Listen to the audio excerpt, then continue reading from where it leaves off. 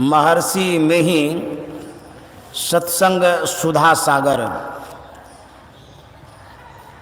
बहुदेव उपासना ठीक नहीं। प्यारे लोगों, लोकामति का भोरा रे, जो काशी तन तजय कबीरा, राम ही कौन निहोरा रे, लोकामति का भोरा रे। तब हम ऐसे, अब हम ऐसे, यही जन्म काला, जो जल में जल पैठन निकसे, यो ढूढ़ी मिला जुलाहा रे, लोकामति का भोरा रे।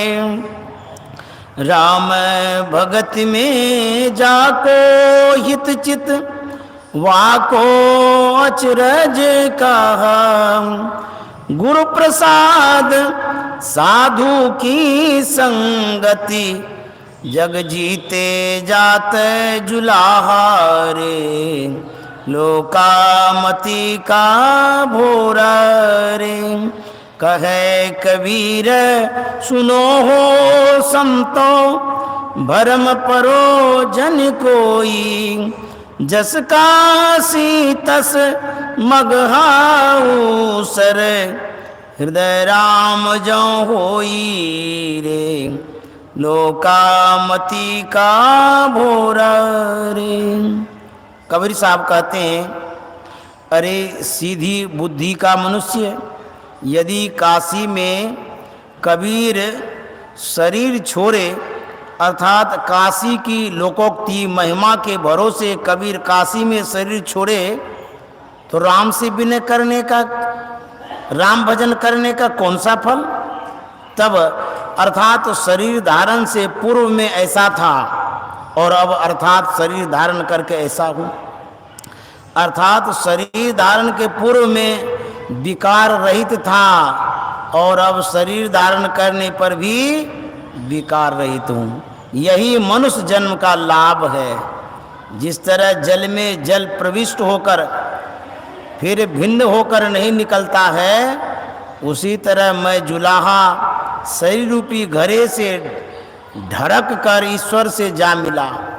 राम भक्ति में जिसका चित्त प्रेम से लगा है, उसके लिए कौन सा आश्चर्य है।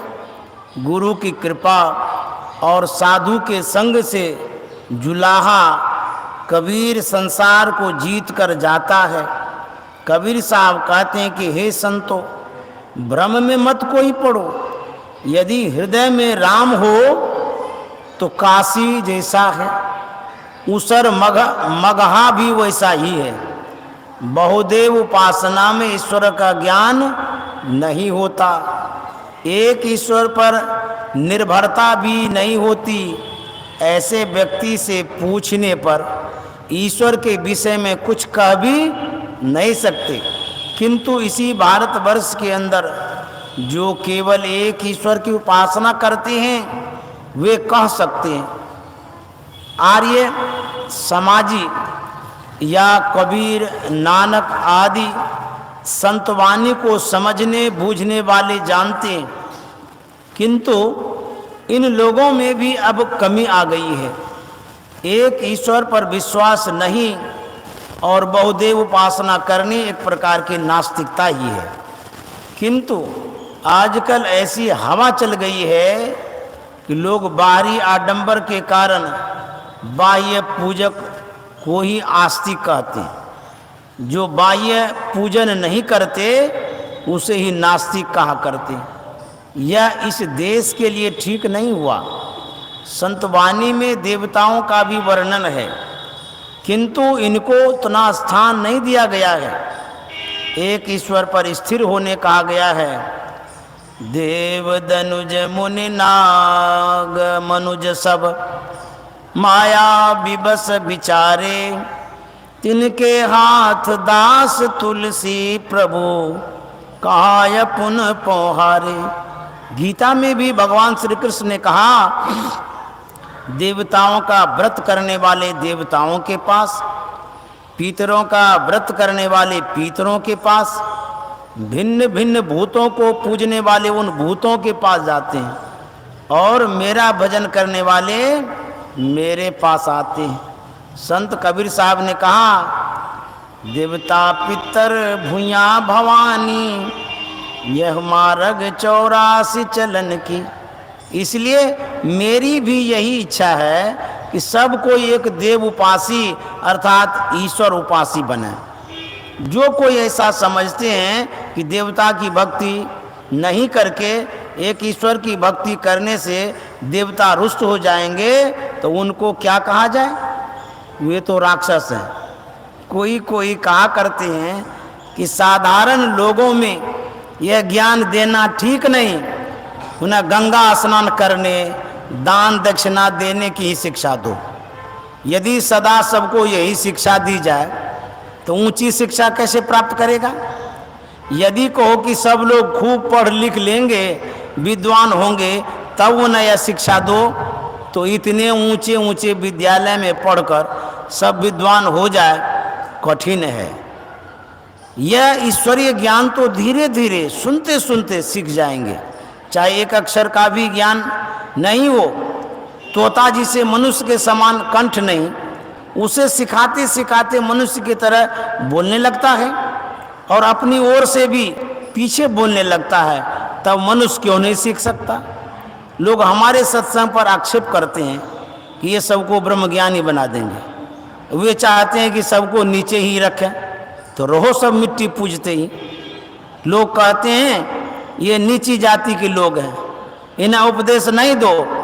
यह कितना संकीर्ण हृदय है, यह बात अच्छी नहीं है। एक ईश्वर की उपासना वाले की ऊर्ध्वगति होती है और वह मोक्ष प्राप्त कर लेता है, किंतु अनेक देव उपासी संसार की ओर जाता है और जन्म मरण के चक्र में रहता है।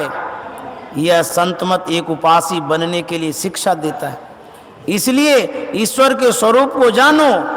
ईश्वर के स्वरूप को जानने के लिए थोड़े में जानना चाहो तो 5 कर्मेंद्रियां, हाथ पैर मुंह गुदा और लिंग, 5 ज्ञानेंद्रियां, आँख नाक कान जीभ और त्वचा, और 4 अंतःकरण मन बुद्धि चित्त अहंकार, कुल 14 इंद्रियों से उसका ज्ञान नहीं होता। पैर से तीर्थादि जाओ, हाथ से हवनादि करो, मुंह से स्तुति या अच्छे अच्छे शब्दों में भजन गाओ, किंतु ईश्वर को नहीं जान सकते। ये सब 14 इंद्रियां ईश्वर को पाने के सर्वदा योग्य हैं। मन तो अंधा है, यह पहचान ही नहीं सकता। बुद्धि के विचार में ईश्वर स्वरूप आता है, किंतु पहचान नहीं सकती। चित्त केवल कंपन अर्थात मन को डुलाने के लिए जानता है, और अहंकार से मैपन का ज्ञान होता है। इन इंद्रियों से पहचान नहीं सकते, अपनी चेतनात्मा से पहचान सकते हो। जब इस पर इंद्रिय आदि चश्मे का आवरण न हो, इन इंद्रियों से अपने को छुड़ाकर चलना भक्ति है। जगन्नाथ जी का दर्शन करने अथवा गंगा स्नान करने के लिए चलना उसकी भक्ति है। उसी प्रकार ईश्वर से मिलने के लिए चलना ईश्वर की भक्ति में दाखिल होना है। ईश्वर भक्ति का ज्ञान सबको देना चाहिए। एक ईश्वर की उपासना ठीक है, बहुदेव उपासना ठीक नहीं।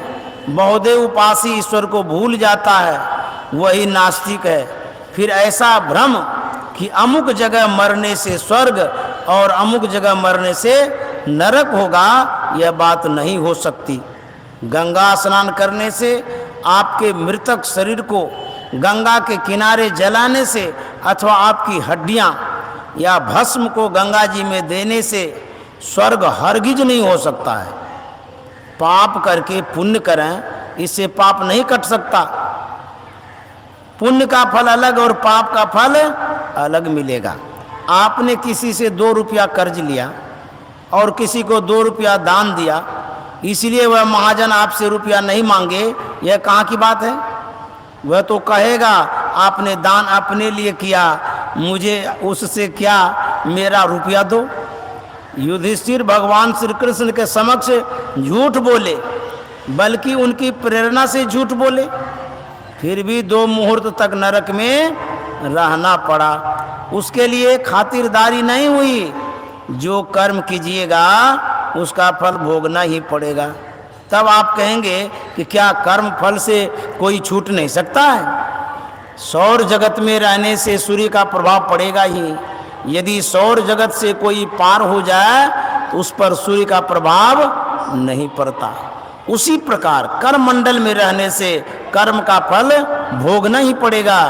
कर्म मंडल पार कर जाने से कर्म फल छूट जाएगा। इसलिए मैंने पहले ही कहा कि अपने को इंद्रियों से छुड़ाओ। चौथी चारी परिहरहु बुद्धि मन चित अहंकार, विमल विचार परम पद निज सुख सहज उदार। विनय पत्रिका। विचार में अपने का ज्ञान होता है किंतु पहचान नहीं होती। अपने को चतुष्ट अंतःकरण से छुड़ाओ, कर्म मंडल से पार हो जाओगे, अपनी पहचान होगी और मोक्ष मिलेगा। फिर कर्म बंधन से छूटोगे। कर्म की हो ही स्वरूप ही चिन्हे। लोक लोकांतर में जाने से मुक्ति नहीं मिलती, कभी न कभी फिर यहाँ आना ही पड़ेगा। इसलिए अपने को सब आवरणों से कैवल्यता प्राप्त करो और मोक्ष प्राप्त करो, फिर आवागमन से रहित हो जाओगे। अगस्त जी ने शाम को कहा था कि राजा श्वेत ब्रह्मा के लोक में गए, दान न किया था, अतः उसको वहां भी भूख प्यास सताती थी। उसको निज मृत शरीर का मांस भोजन करने की आज्ञा ब्रह्मा ने दी, वहां भी भूख प्यास सताती थी। कर्म से छुट्टी वहां भी नहीं। वैकुंठ में जय विजय एक समय सनंदन और सनत कुमार आदि को रोका, वहां भी शाप लगा और रावण कुंभकर्ण हुआ। जहाँ तक द्वैत है वहाँ तक ऐसा ही रहेगा, अद्वैत में ऐसा नहीं होगा। एक ईश्वर उपासना में कोई विघ्न नहीं हो सकता। मजबूत होकर एक ईश्वर की उपासना में लगो। ईश्वर नहीं है यह सोचना बहुत बुरी बात है। पहला जो जीव माने ईश्वर नहीं, दूसरा ईश्वर माने किंतु उपासना नहीं, बहुदेव उपासी हो, और तीसरा जीव ईश्वर कुछ नहीं माने, स्वर्ग नरक भी नहीं माने, ये 3 प्रकार के नास्तिक हैं। इन तीनों से बचना चाहिए। यह प्रवचन संतमत सत्संग मंदिर मनिहारी, जिला कटिहार में दिनांक 25/10/1952 ईस्वी के प्रातःकालीन सत्संग में हुआ था।